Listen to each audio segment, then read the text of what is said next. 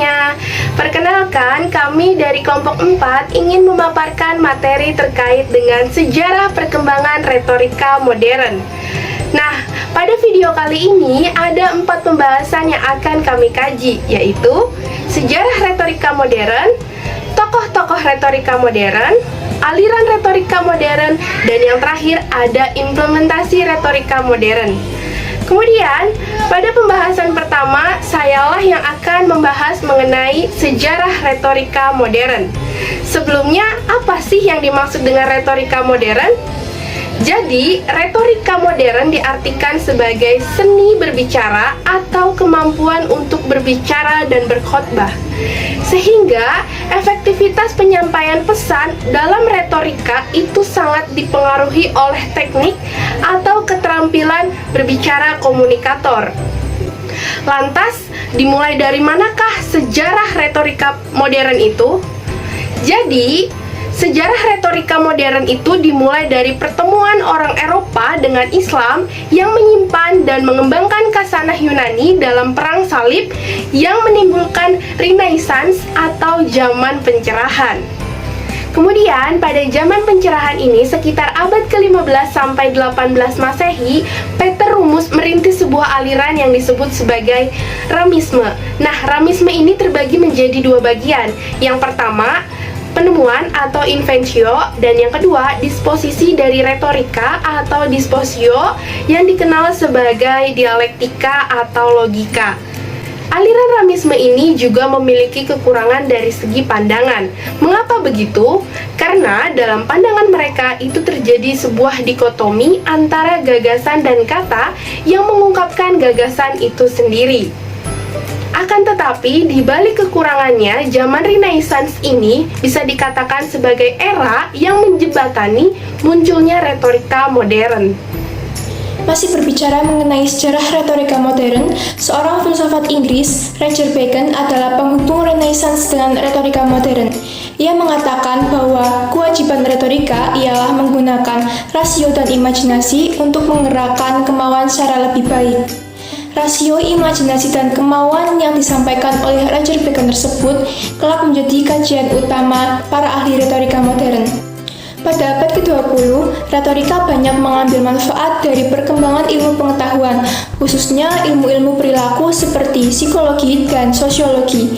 Istilah-istilah retorika pun mulai digeser menjadi speech communication atau oral communication atau public speaking.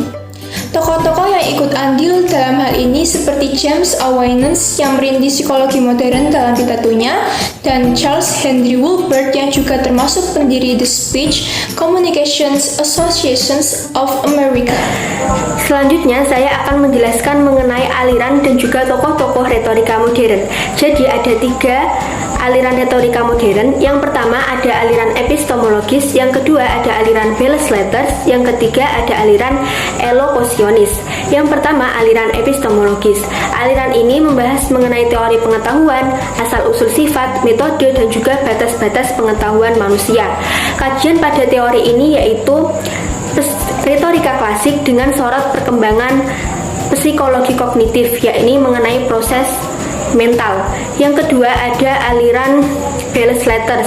Aliran ini lebih mengutamakan pada segi keindahan atau estetika dalam berbicara. Bahkan terkadang aliran ini mengesampingkan segi informasinya karena mengutamakan sisi keindahan. Yang ketiga yaitu aliran elokusionis. Aliran ini lebih menekankan pada cara penyampaian pidato. Tokoh pada aliran ini yaitu Gilbert Austin yang menyampaikan teori praktis berpidato, yaitu tidak boleh melantur, kemudian menjaga sorot atau pandangan mata kepada para pendengar, yang kemudian menjaga ketenangan saat berbicara. Pembicara juga tidak boleh melepaskan seluruh suaranya, namun harus dengan nada rendah terlebih dahulu dengan tujuan untuk menarik perhatian dari para pendengar. Kemudian yaitu ada tokoh-tokoh retorika modern, di antaranya yaitu James Aquinas, Charles Henry Woolbert, kemudian William Norwood Bacon, dan juga Alan Hammond Rowe. Implementasi retorika modern. Yang pertama, retorika sebagai public speaking. oral communication atau speech communication diajarkan dan diteliti secara ilmiah di lingkungan akademis. Pada waktu mendatang, ilmu ini tampaknya akan diberikan juga bagi mahasiswa-mahasiswa ilmu sosial. Kemudian yang kedua, hasil dari penelitian tentang speech course terdapat prestasi akademik yang membuktikan bahwa mahasiswa yang memperoleh pelajaran speech atau speech group mendapat skor yang lebih tinggi serta lebih terampil dalam studi dan lebih baik dalam hasil akademisnya. Baik, cukup sekian dari apa yang sudah kelompok kami sampaikan. Kami berharap video ini dapat bermanfaat bagi teman-teman semua. Mohon maaf apabila ada salah kata dan kekeliruan. Wassalamualaikum warahmatullahi wabarakatuh.